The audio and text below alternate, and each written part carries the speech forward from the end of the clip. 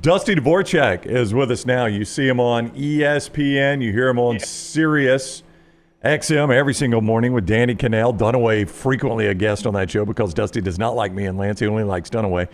He is with us now on the JohnstonRVCenter.com hotline. What is up, Dusty? How are you? Good, boys. How we doing? Awesome. Got some action in Norman this week, huh? Yes, we do. We were, by the way, just talking about that other game in your state, Oklahoma State and Kansas State.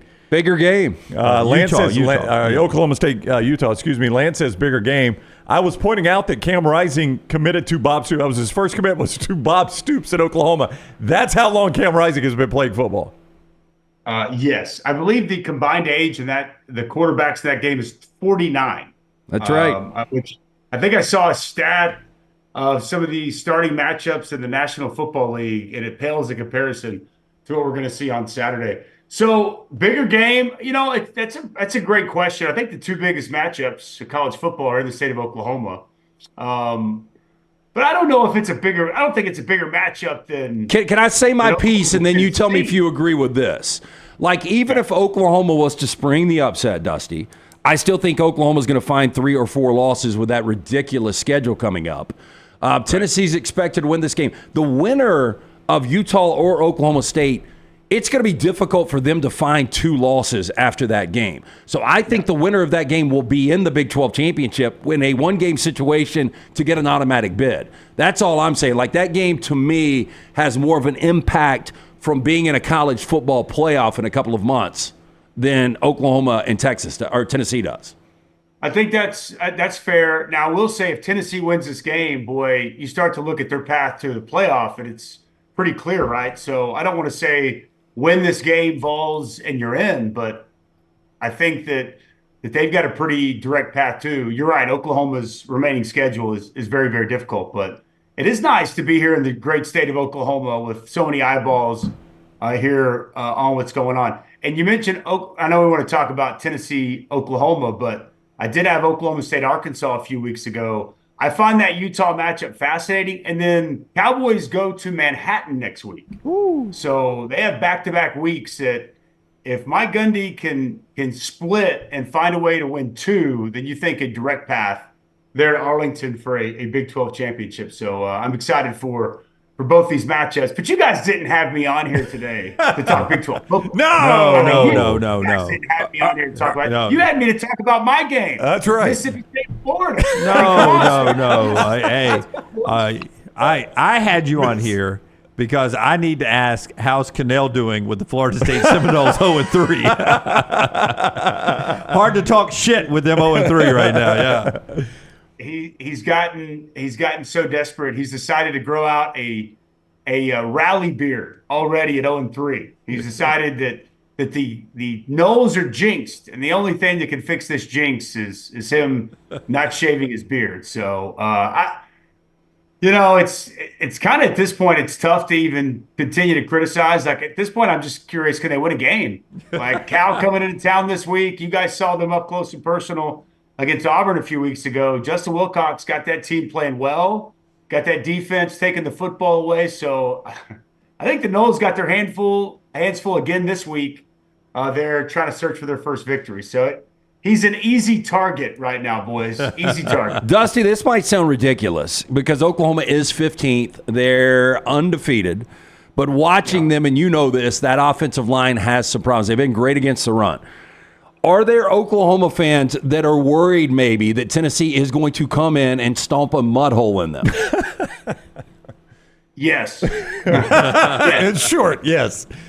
Because I hear from them on my phone. I think here's the reality. This is what I think Oklahoma fans here early on the season, which we still don't know. Neither one of these teams have truly been tested yet. I don't know how good NC State is, and it sure looks like Tennessee's great. But I think the feeling, not just here in Soonerland, but across college football, Tennessee's really, really good, and Oklahoma is just, we don't quite know what they are, right?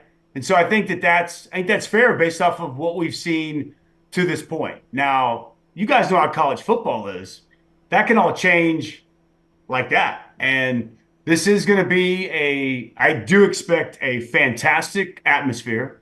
There was a lot of buzz in Norman about the first SEC game, Josh Heupel coming back home, all those things. College game day back on campus. I mean, heck, my wife and kids are going down to game day on Saturday morning. So, like, everybody's really fired up. And I think that when the Oklahoma fans want to, and that when they dial it up, it can be a really hostile territory. So I think that is what's in store for Nico and for this offense. And this will be his first test on the road. He went to a bowl game, obviously against a good Iowa defense last year, had a lot of success, especially on the ground. I would say it was probably more of a Tennessee-heavy crowd there in Charlotte earlier this month.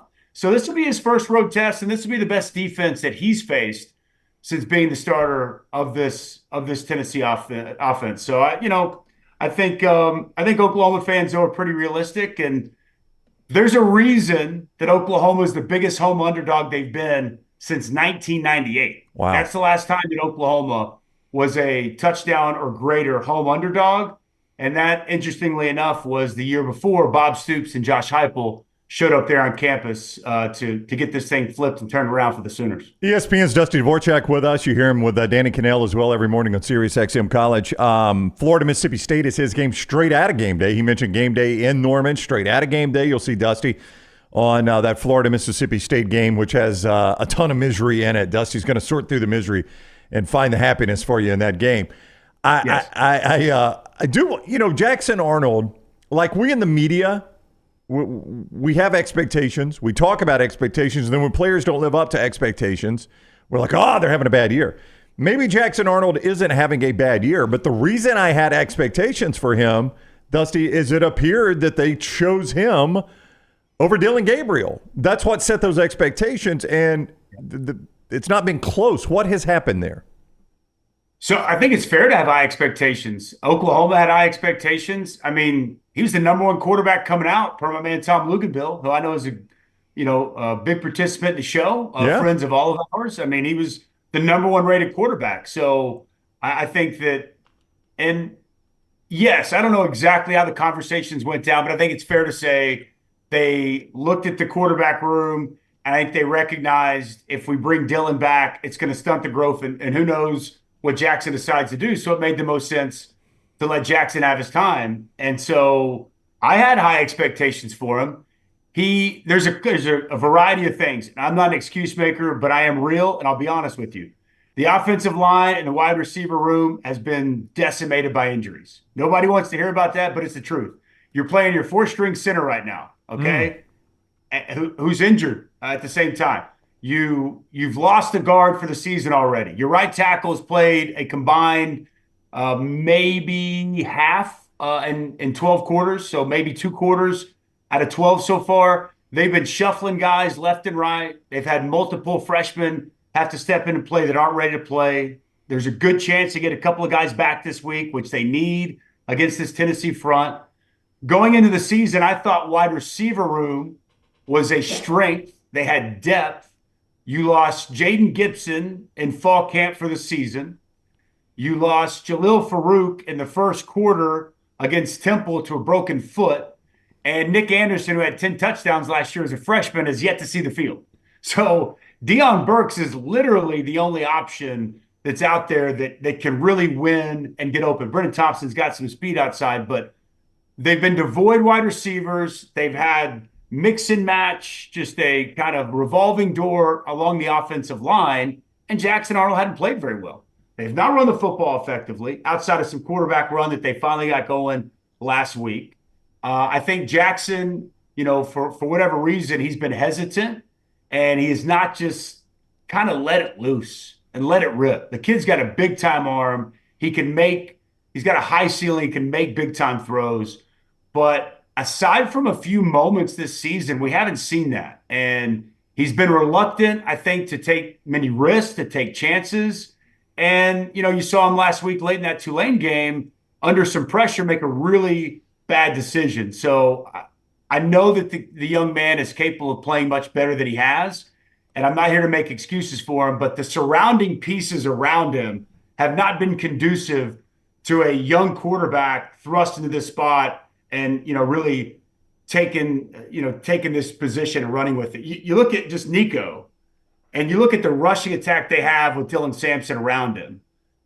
His complement of wide receivers, he's got size, speed, some experience out there, especially with Brew McCoy and Squirrel. So I just think that, not trying to compare the two, Nico has massively outplayed him, but Jackson has to play better. But what's been around Jackson, I'm hoping they find some health and a little bit more continuity to give him more confidence to go out there and for him to play at a higher level. When we talk about this Tennessee offense, the conversation starts with Nico. You brought up Dylan Samson, though, and he has had an incredible year, averaging right at 8 yards a carry, 9 touchdowns. If I was to tell you this Oklahoma defense that is yet to give up a touchdown on the ground holds Dylan Samson to 70 yards and no touchdowns, does Oklahoma win the game? They have a chance to win the game. Because to me, you guys are smart. See, everybody's focused on the wrong things in this game, to me. And Nico's a factor, and the passing game's a factor. But the path to Oklahoma to win this game and to keep this game really competitive is exactly what you said. It's to be able to limit Dylan Samson and Nico as a runner. I think that's the other thing with Nico.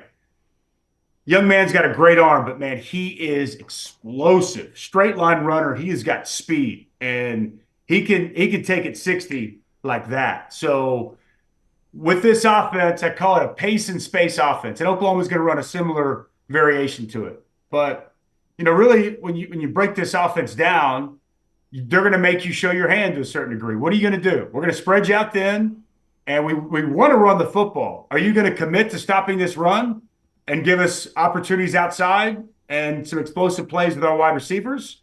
Or are you going to try to take away the running game? And if Oklahoma can play a light box, not have to overcommit, and they can limit Dylan Samson and keep Nico in check on the ground, I think it gives them a great chance. I think it puts them in third and predictable situations. It allows that crowd to come to life, and it allows Oklahoma to dial up some potential blitzes and confuse Nico in predictable passing situations. If Dylan Samson has success and this Tennessee rushing attack goes for 180, 200 yards, it's going to be really difficult, I think, for Oklahoma to stay in this football game. I'm sure Ballack already has it as a drop. My last appearance in August, you guys asked the last question, what team would surprise in the SEC, and I said Tennessee. So I played that as frequently as you guys want to.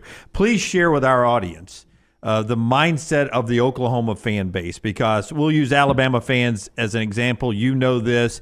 At times can be very unrealistic. If I asked this question to an Alabama fan, they would say 8-0, and they wouldn't even miss a beat. Next 8 games, Oklahoma plays 5 teams in the top 7 in the AP poll. What's a number that Oklahoma fans are still happy with loss-wise? If you have to endure losses, in those 8 games, 5-3. If you got out of that 5-3, are you okay? 6-2.